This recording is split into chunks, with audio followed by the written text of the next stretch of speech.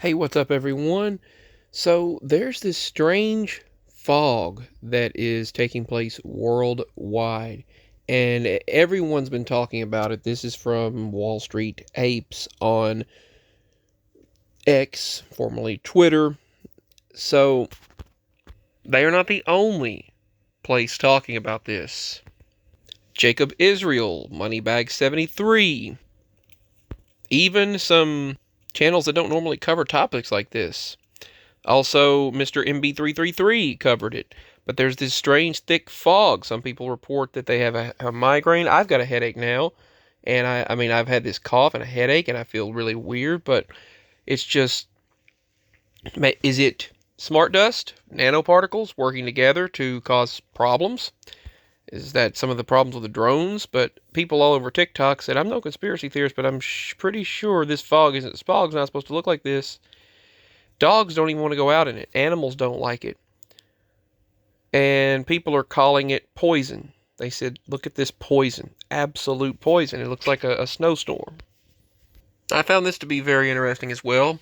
This is an extremely short video, I realize, but I wanted to just talk about a few topics. Just a couple, really, actually. This was reported back in May, if you remember when the large solar superstorms took place. Some people said it was HAARP. Other people said it was an experiment. Some people claimed it was they were beaming these highly charged particles into the atmosphere to cause a reaction. Others said it was just a natural occurrence where the plasma radiation from the sun reacts with the aurora borealis, and the various types of gases create different colors, whether it is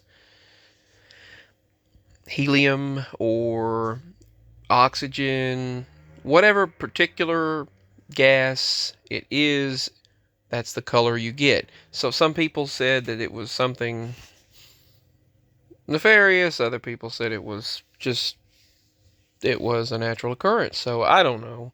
All I know, it was beautiful, and we got to see it here, which never happens, but we've gotten to see the auroras more this year than any time ever.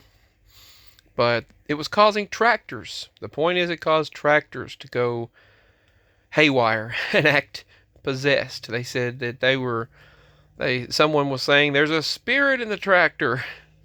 And apparently these aurora borealis, these auroras, I should say, when those electrically charged particles react with our modern devices, it can cause them to do crazy things and act on their own. So the tractors turn themselves on, and they started acting bizarre. So found that to be interesting. We've had a lot of these encounters this year with these auroras. So there is one thing about modern tractors that I don't agree with. The system is so electronically dependent that when you have one issue within the tractor system, you can't just do like before. Like a John Deere, if one part goes down, the entire tractor quits. And it locks itself out because it is a internet relied, Wi-Fi dependent, GPS connected, cellular network connected device. I mean, these are smart tractors, and when one error occurs in these tractors, it automatically relays that information to John Deere, for example, and I've heard farmers complain that it will shut the tractor down, and you can't just replace a simple spark plug, or if there's a simple cylinder misfire, kind of like if there's a cylinder misfire in the vehicle, it won't just continue running. Well, these modern tractors will shut themselves off, they'll lock themselves out, and you need a passcode. You have to call the support, and when the customer service support person comes over, they have a maintenance individual, a tech person. So tech support comes over, and they scan their device, they open up their encrypted device, they type in the code that's required just to unlock the tractor, And the farmer was saying that, hey, now I've got to have a tech support person unlock my tractor, and then that's still not even the company. They get charged for that, and then the company has to come over, and then the actual mechanic has to come and work on it. Regular mechanics cannot do this. You can't just get a shade tree mechanic or an average Joe to work on this because it won't work. These tractors shut themselves down, and it is just it's a hassle. And the tractors being technologically connected to the Internet of Things is one of those situations that causes farmers a lot of distress now. Even though the tractors can just carry on about their business and they can do their thing without even having a driver, and the tractor can just do its job without the farmer. All of these devices are interconnected.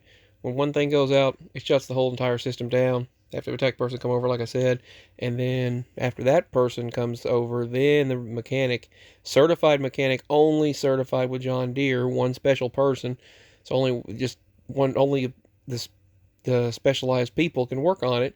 They come over, they work on it, then it may or may not get fixed, and it takes up to, I forgot how long. It takes a good while before they can even get this done. Then they'd have to order the part, and the part comes from now overseas because John Deere has outsourced to other countries. And that's one thing that this incoming administration was talking about, saying that that's got to stop.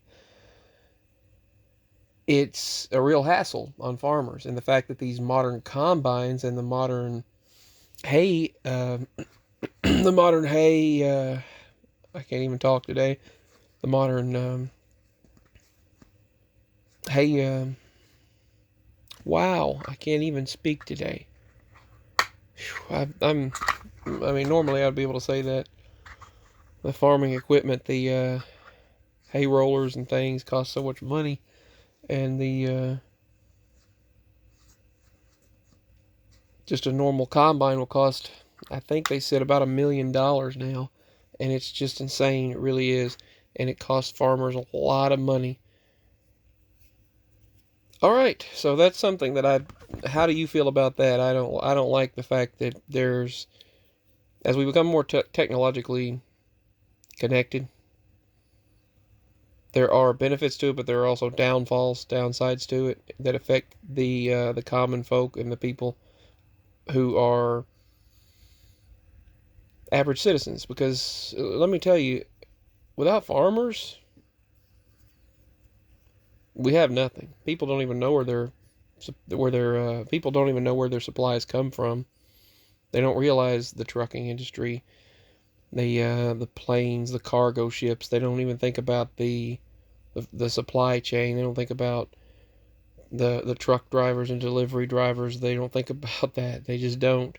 They don't think about the farmers doing that hard work, and then the laborers, workers going out to provide this stuff. The crops being grown, being harvested and supplied and spread. And now that we have so many humans, it has to be ecologically engineered. It has to be genetically modified, and a lot of people don't want GMOs or genetically modified organisms, but we have to have these things in order to fast track the food industry because there's so many humans. But anyway, yeah, it's just, what do you think about these modern tractors? Because when I heard the story about the tractors going insane during the solar superstorm and the beautiful northern lights from the auroras, I found it to be pretty interesting that these electronics start doing things on their own when when there is an electromagnetic disturbance. All right, just a couple of interesting topics to discuss. Big shout out to the farmers. Big thank you to the farmers for what they do. The farmers, the truck drivers, the delivery drivers, the shipping containers, all these people, the stockers, the grocery store workers, all of the people that keep the supply chain going for all of the humans and all of people's pets, animals, and everyone. Just thank you. And yeah, we appreciate it a lot. Anyway, a lot going on our end, and if anyone would like to show support, even one simple dollar, you can. That link is below. And I thank you all, and Happy New Year. Hope you had a Merry Christmas, and I love you all so much. Cheers to things getting better.